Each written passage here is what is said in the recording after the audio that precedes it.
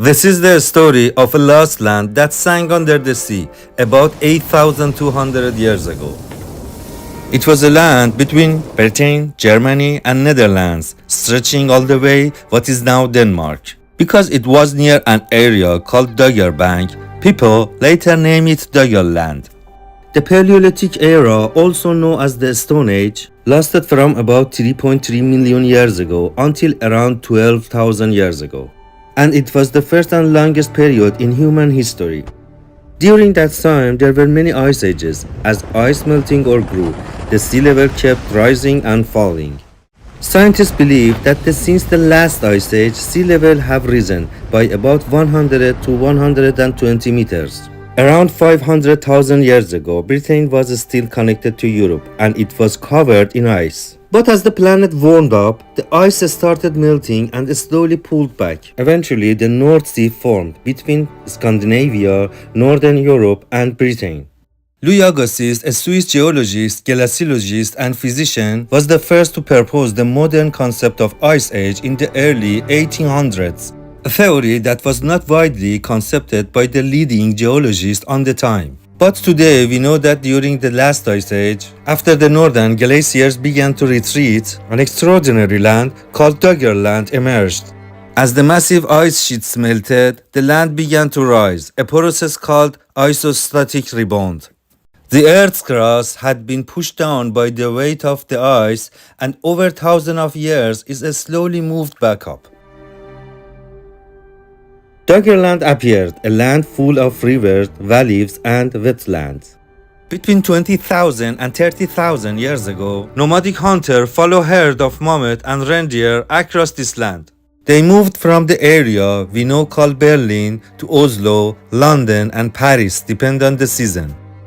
They built shelter for a while on this rich, fertile plain full of food and water.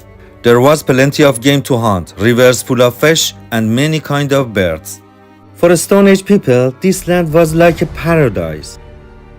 Paleontologists are always searching for traces of early human and extinct animals, especially in this northern land where archaeological evidence is sometimes hidden beneath thin layers of soil, ice, or ancient sediments. One of the most renowned was William Buckland, a geologist, paleontologist, and religion theologian. He was the first to fully describe a dinosaur fossil, which he named Megalosaurus. Buckland was also an English clergyman deeply invested in proving the biblical flood. He firmly believed that every extinct animal he discovered had been swept into cave by that great flood.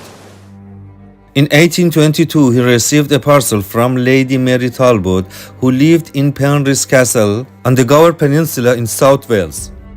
The parcel contained a large elephant tusk. Actually, it belonged to woolly mammoth and a basket filled with strange animal bones. Buckland decided to go to Wales and visit the cave where the objects had been found.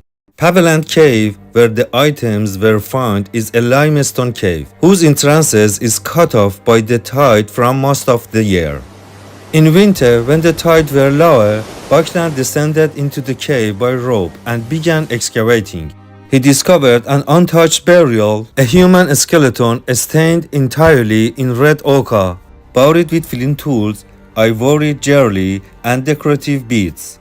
Because of the ornaments, Buckland initially thought it was the skeleton of a Roman witch.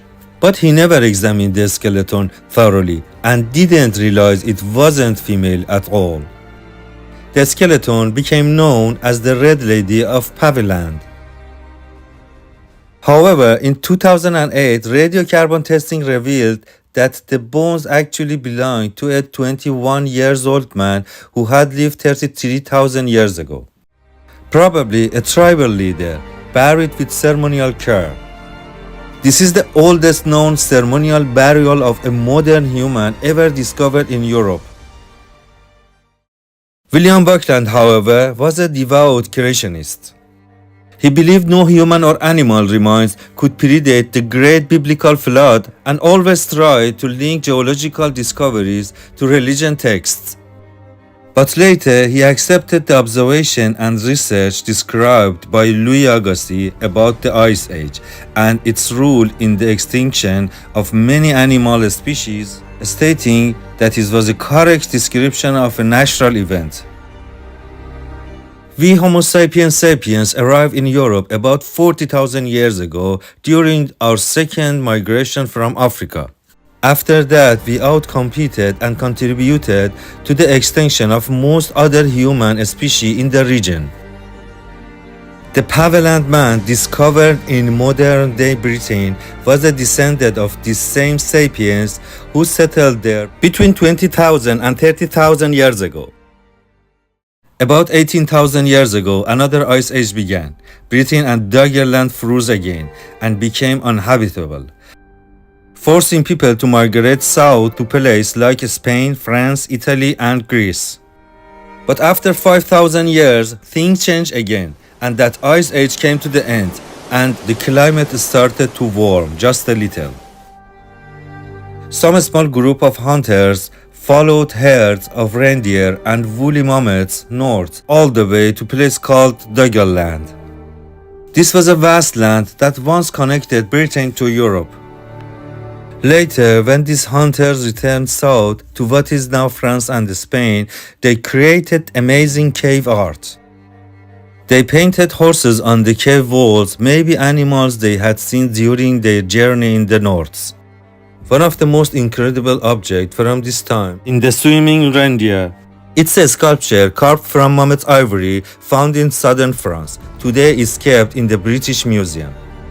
This delicate artwork shows not only their skill, but also their connection to the frozen world of the north at the very end of the Ice Age. Around 12,000 years ago, forests began to spread across Britain all the way to Denmark. Alongside all the trees, hazel, oak, and elm were also common.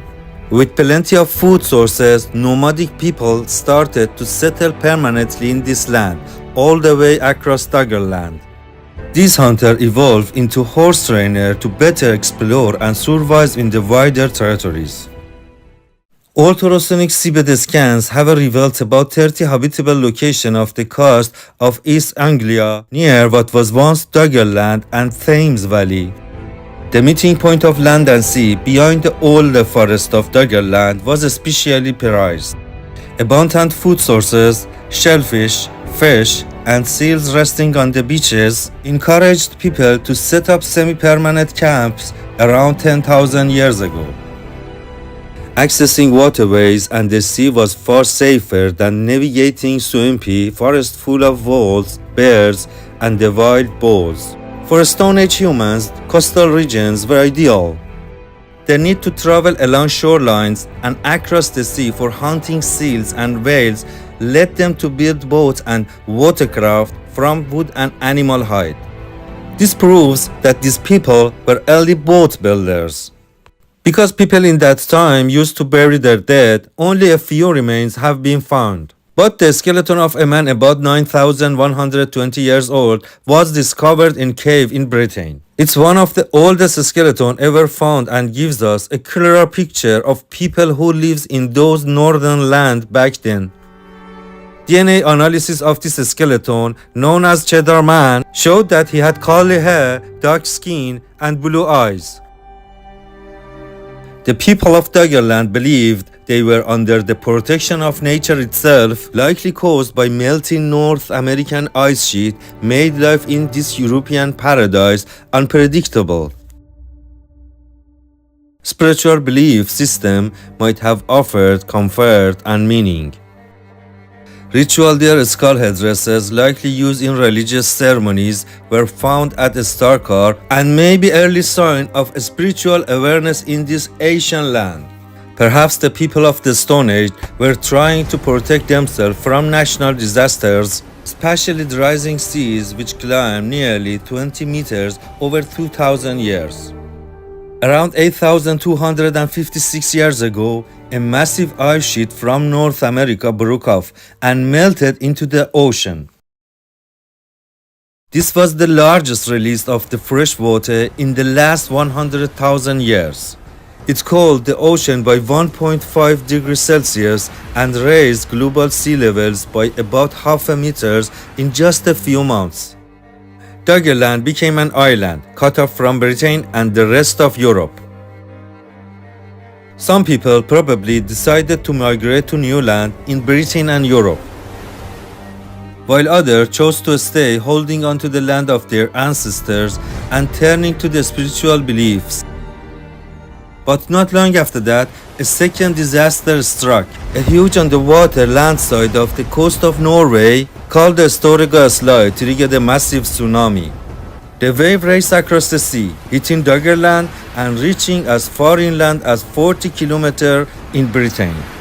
The wave was up to 10 meters high. This was the largest tsunami ever recorded on Earth, and one of the greatest national disasters in human history. In 1988, geologist David Smith from Oxford University made the first discovery of this event in northeast Scotland. He found layers of sand filled with clay and fossilized plant remains, all buried under ancient sediment.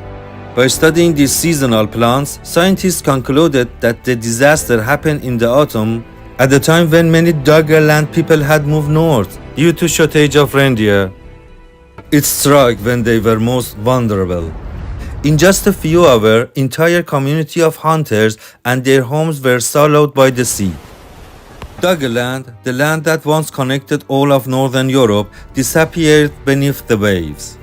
The ancient world came to the end, and the memory of that great flood lived on in myths and legends across human history.